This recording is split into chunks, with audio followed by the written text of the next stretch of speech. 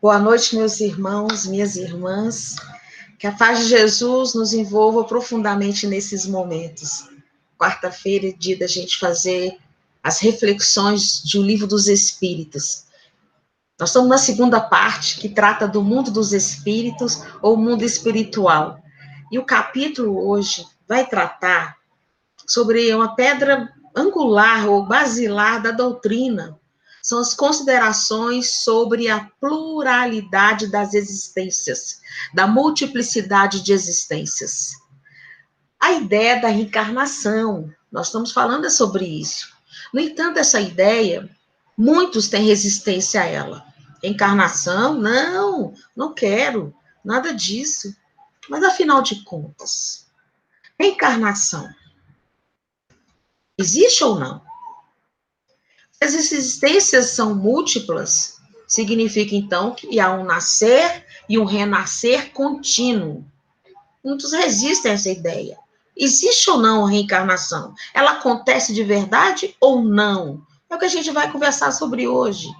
Estamos falando, então, dos fenômenos espíritas. E eles constituem a lei da natureza, é uma lei natural. E como é uma lei natural, ela é por si só divina. Nos exemplos aqui demonstrados, mostra alguns fenômenos espíritas. Por exemplo, temos aí Moisés, quando ele recebeu as orientações, né, os 10 mandamentos, diretamente dos céus. Temos depois aí o apóstolo João, quando estava na ilha de Patmos, por inspiração divina, recebendo ali o que nós chamamos o livro, dentro da Bíblia, do Apocalipse. E o nosso conhecido Chico Xavier, na psicografia de tantos autores espirituais, na sua obra maravilhosa, que fez revelar para nós mais detalhes deste mundo espiritual, tendo como seu mentor espiritual Emmanuel. Então, isso quer dizer que os fenômenos espíritas existiram dentro de todos os tempos, desde muito tempo, chamaram até de tempos imemoriais, fora da memória, há quanto tempo? E os seus sinais, assim, os fatos que demonstram isso, são descobertos desde a antiguidade.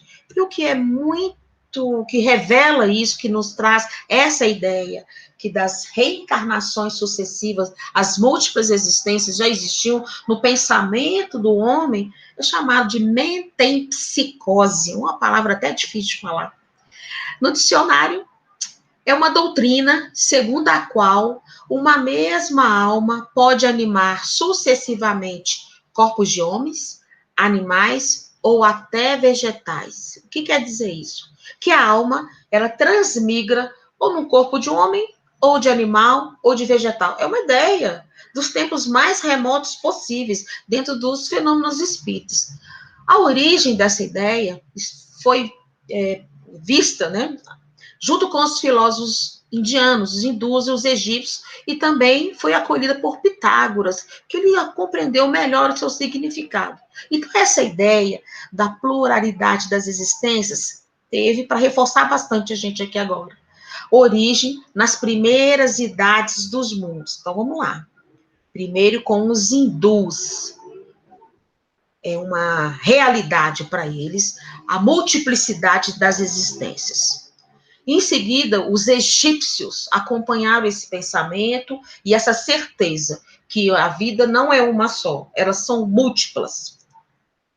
E Pitágoras compreendeu, então, também, e aceitou e viu que tinha uma lógica, como ele também, Sócrates e Platão, que existência única não faz sentido. Há muitas perguntas formuladas que numa existência única não se resolve, não se responde. Nós vamos falar sobre isso. Um detalhe que Pitágoras apontou é que, sim, as existências são diversas, inúmeras. No entanto, a lógica diz que não é possível que uma alma humana possa transmigrar para um corpo de um animal ou mesmo de um vegetal. Só que naquela ocasião não existia a palavra reencarnação. É uma palavra até recente, ela é moderna. Ela surgiu lá na segunda metade do século XIX. Então, naquele tempo, Não se tinha. Por não ter uma outra expressão que melhorasse, que designasse a ideia das múltiplas existências, ficou, então, metempsicose. Mas Pitágoras disse, não é lógico, não faz sentido uma alma humana ocupar um corpo de um animal ou de um vegetal. Essa ideia das múltiplas existências, como nós estamos dizendo, e esse capítulo do Livro do Espírito traz isso, é muito, muito, muito antiga, muito antiga. E tem registro na Bíblia, tanto no Velho Testamento quanto no Novo Testamento, tem nas Escrituras. E aí está exemplificado como o profeta Isaías, que falou sobre isso, e Malaquias. E mais na frente nós veremos os textos desses dois profetas, e o do próprio Cristo. Era uma crença comum. Então, como hoje, século XXI, se diz, não acredito na reencarnação, não. Não, eu não acredito, não pode, não quero. Era uma crença comum na época. A diferença entre metempsicose e reencarnação, como nós já falamos, e vamos reforçar agora. A doutrina de reencarnação rejeita a transmigração da alma do homem para animais e vegetais. Não, a alma humana encarna em corpos humanos.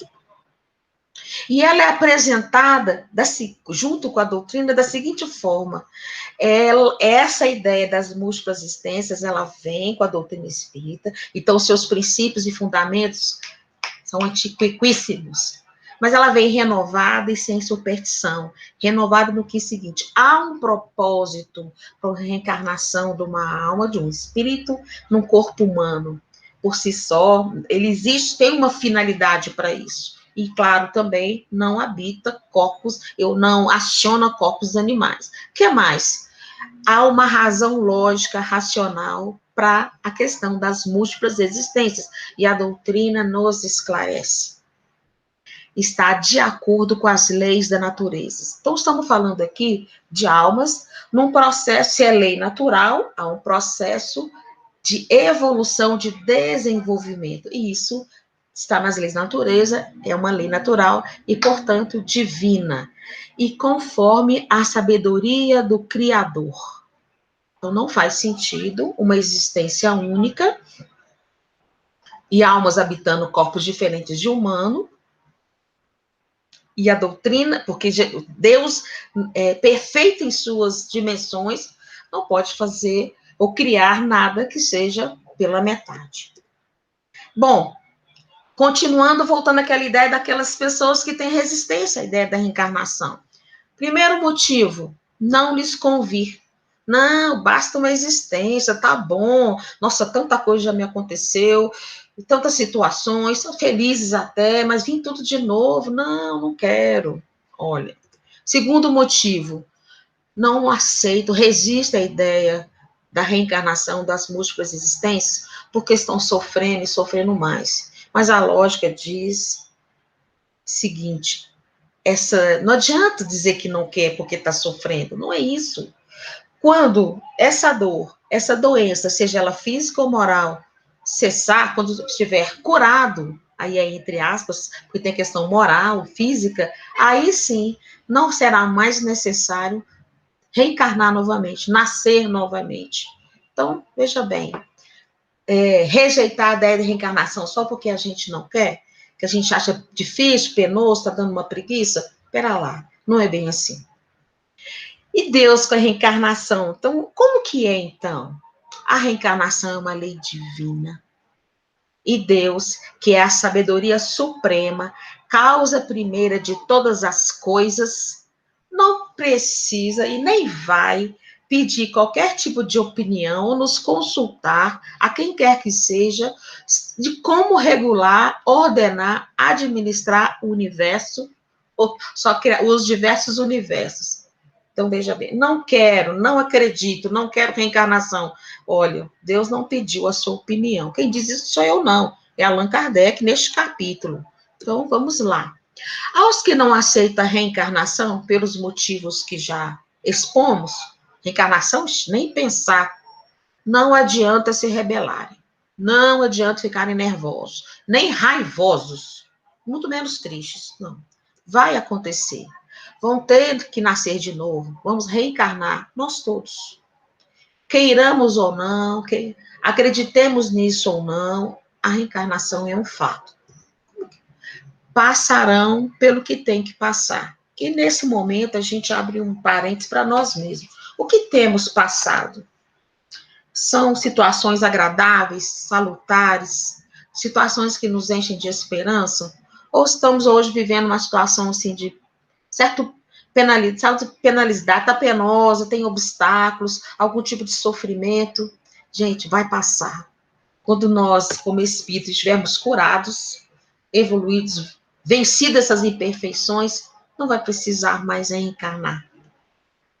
Dependem de nós mesmos, depende a condição da nova existência. Tá, vivendo aqui essas existências nesses moldes, como que será a próxima, então? Então, já tem um olhar para o futuro. Vai depender das condições da nova de agora. O que estão fazendo? O que está decidindo? Quais são as escolhas? O que você está dando um impulso na vida, no aspecto moral, emocional, psicológico, material, de evolução, ou não, está deixando de lado? Serão, então, infelizes ou infelizes, conforme o que tiverem feito. Então, numa visão adiante. Então, a reencarnação, voltando, existe ou não? Porque até então estamos conversando, e de certa forma, filosoficamente. Vamos fazer aqui, então, um estudo comparativo. Olha só. Uma ideia. Primeira hipótese, não existe reencarnação. Não existe, acabou. Nasceu, viveu, reproduziu, cresceu, morreu. Pronto, desencarnou. Então, não existe. Vamos conversar um pouco sobre isso? Só há uma existência corporal. A existência, ela é única. Ela é única. E, neste momento, a alma nasce com o corpo. Veja bem, nós estamos falando de corpo e de alma. Então, nasceu a criança, naquele momento, aquele bebê, a alma nasceu junto com ele. Então, essa alma não tem passado, certo? Foi criada naquele momento. É uma hipótese. Primeira hipótese, não existe reencarnação. Como, então, podemos explicar as diversas aptidões existentes no mundo? Se o contexto mundial for muito amplo para você, então vamos reduzir para o nosso mundo, pessoas com quem a gente convive, situações que a gente tem acesso, seja na família, no ambiente profissional, educacional, nas notícias televisivas, ou de jornais, ou mesmo de internet, como que a gente explica tantas aptidões, competências, habilidades tão diferentes umas das outras? Uns com habilidade incrível para a música, para um instrumento específico, piano, violão, ou gaita, instrumento de percussão, e outros não sabem nem tocar nem a caixinha de fósforo. Veja bem. Quantos têm um raciocínio lógico, matemático, uma facilidade que consegue compreender as noções mais abstratas de raciocínio, e outros nem desenhando conseguem captar aquilo. E as aptidões extraordinárias? Como falamos algumas semanas atrás, uma menina que hoje deve estar russa, que está com em torno de 8 anos de idade, ela desde os 5 anos, 4 anos, ela falava 7, como fala ainda, 7 idiomas, e fala fluentemente.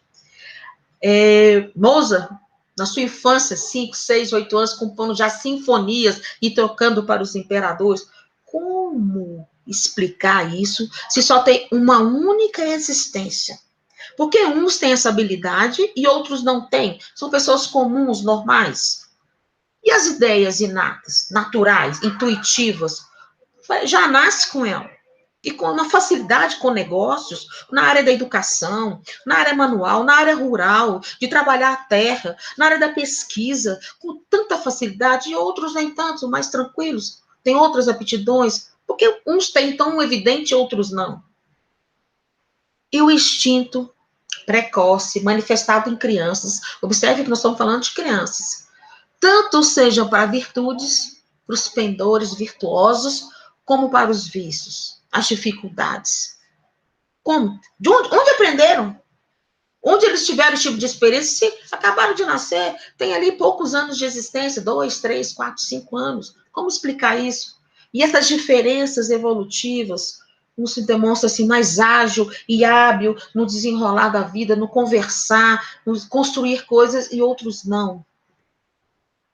Porque há povos selvagens e outros civilizados na mesma época, com uns afastados de toda a civilização, vivendo aquele mundo extremamente restrito e primitivo, enquanto muitos vivem em centros urbanos, ou mesmo zona rural, mas não têm um contato com civilização. Como se explicar isso, gente? Um fato incontestável. A desigualdade das aptidões e do desenvolvimento intelectual e moral. Isso é incontestável. Há essa desigualdade. Nenhuma das teorias correntes explicam esses fatos. Nenhuma. Mas, ao passo que existe uma outra teoria, sua explicação é simples, é natural, é lógica, para explicar todas essas diferenças. Qual que a gente prefere? Teorias que não explicam nada, que ficam, talvez, dentro da fantasia, do maravilhoso, ou uma que é simples, clara e lógica? Qual que é preferível? Muito bem.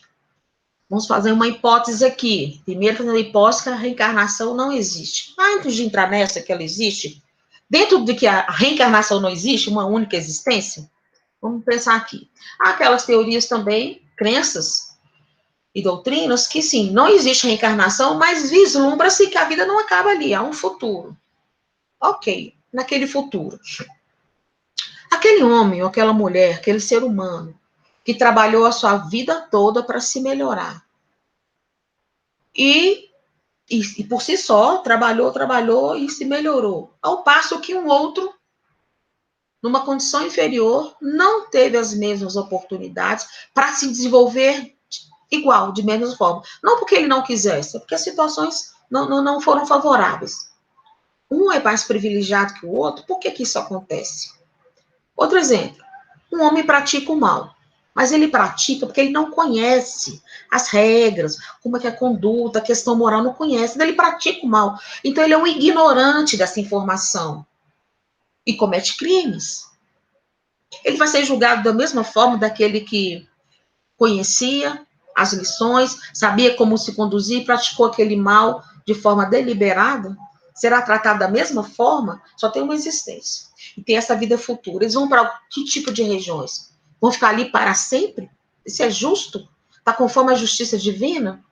Mas suponhamos que esse homem foi esclarecido. Então, toda a conduta dele, todas suas escolhas, suas atitudes, sua convivência pautada em cima desses conhecimentos que vão trazê-lo e desenvolver sua inteligência, seu aspecto moral, e que ele melhorando, ele melhora toda a sua volta, todos à sua volta. Ótimo. Mas a informação chegou para ele, mas não chegou para um monte de outros. Não chegou. E aqueles outros estão agindo, de certa forma, de forma equivocada. Aqueles outros serão prejudicados porque essa informação da boa conduta não chegou para eles? Olha, são muitas perguntas que a hipótese de uma única existência não satisfaz. Outra coisa, cometeu-se um delito muito grave e outro um delito leve, vão para o mesmo lugar? Não vão ter uma oportunidade de reparar aquilo?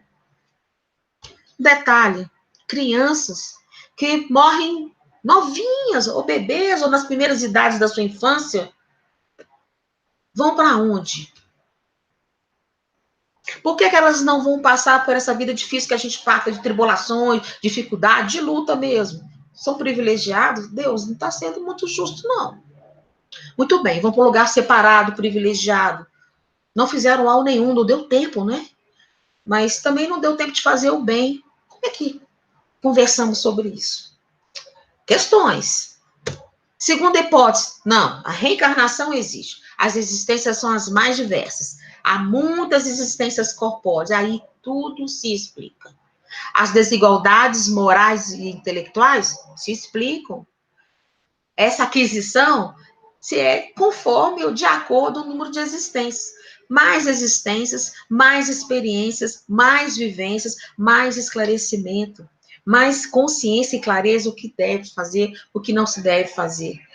Que todas as atitudes têm os seus desdobramentos, as suas consequências, e isso fica mais claro para todos. Então, sim, aquele que se desenvolveu mais na área, por exemplo, na área da música, do canto, se desenvolveu, então, na existência atual. Para ele, o canto e a música é fácil demais. O outro na área da mecânica, o outro na área do raciocínio lógico, ou na área da educação. Então, ele já traz essa bagagem. Olha que maravilha.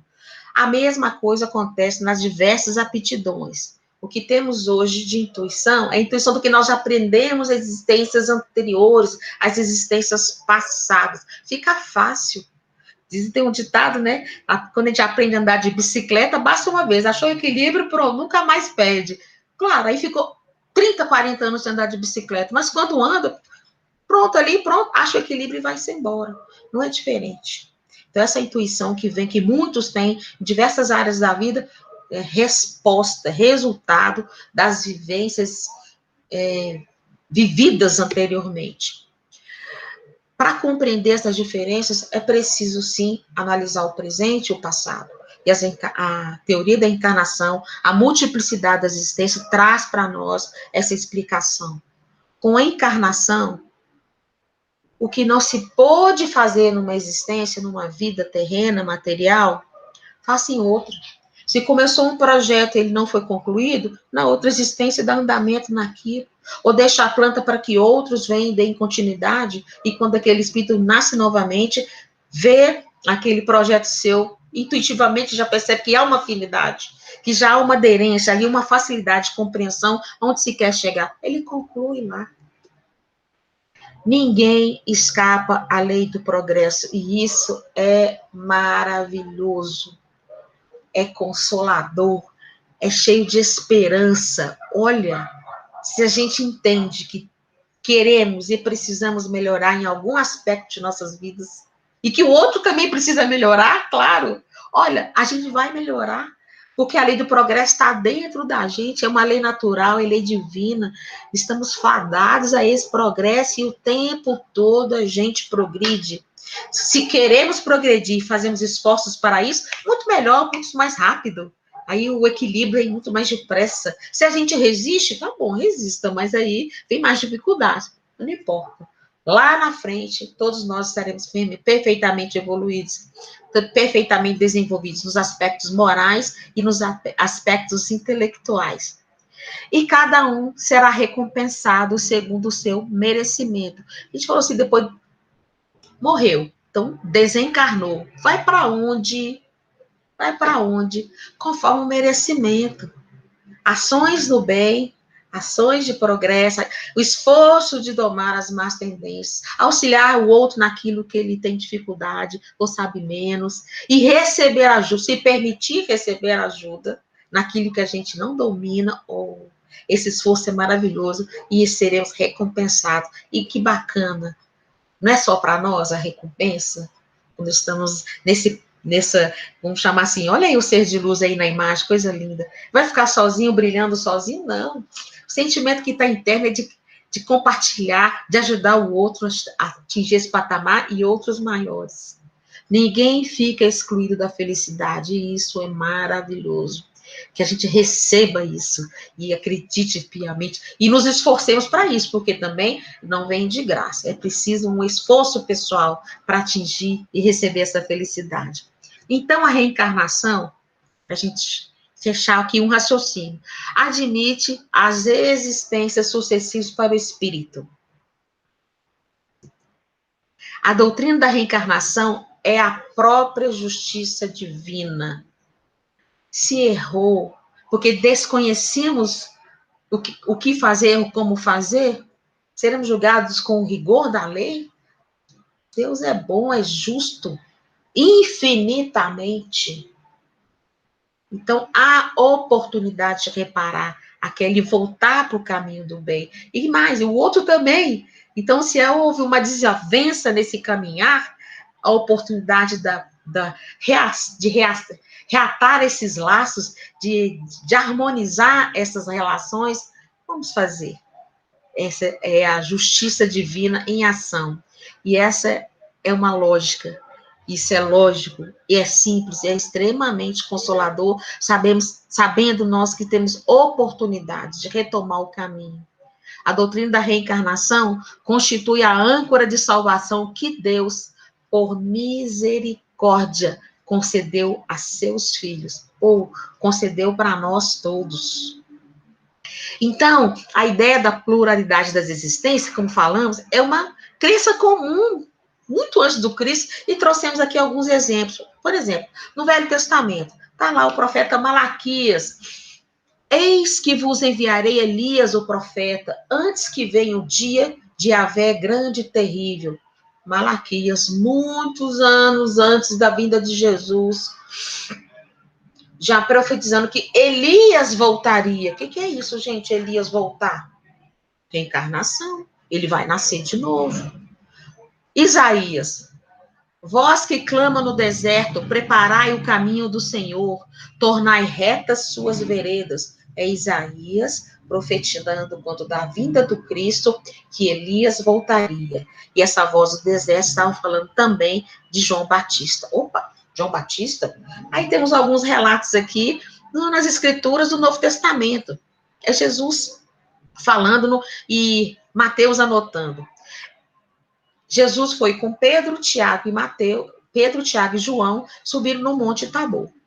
E lá, eis que lhes apareceram Moisés e Elias falando com ele, com Jesus. E Pedro, tomando a palavra, disse a Jesus: Senhor, bom é estarmos aqui.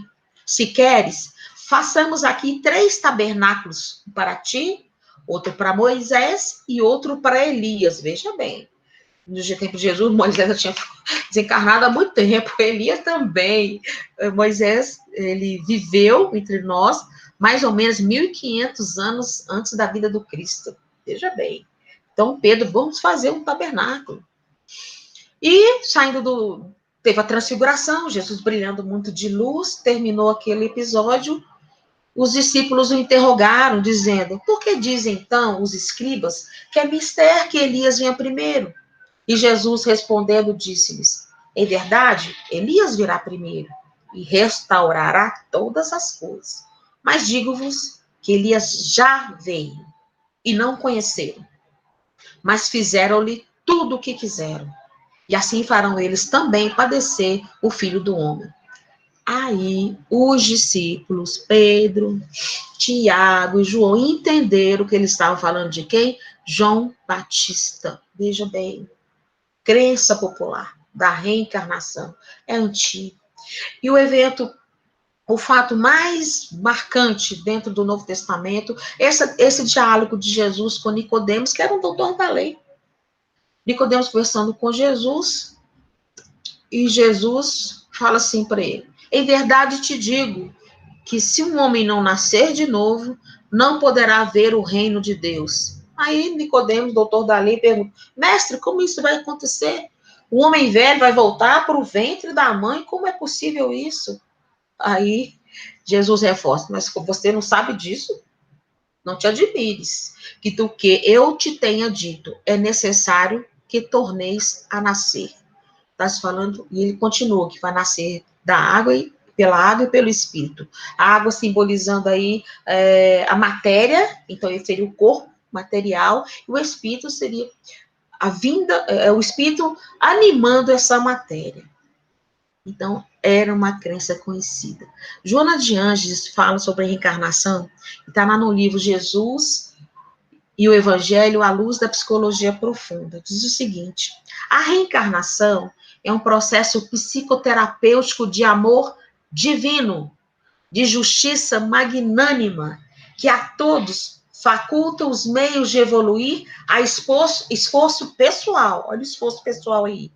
Dignificando e identificando cada criatura com as suas conquistas pessoais, e essas conquistas são intransferíveis, que se desenvolvem mediante a liberação da retaguarda das trevas de ignorância, tudo que não sabia, que não conhecia, o mal feito, os equívocos da vida, das diversas existências. A reencarnação possibilita a liberação disso, tanto da questão da ignorância, das trevas da ignorância e de perversidade, mas rumo a um permanente presente de realizações e paz. Isso não é tão consolador? Isso não é maravilhoso?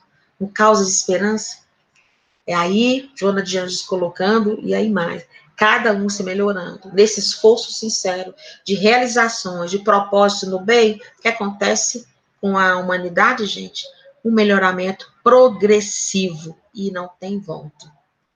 Que a paz de Deus, de Jesus, permaneça conosco.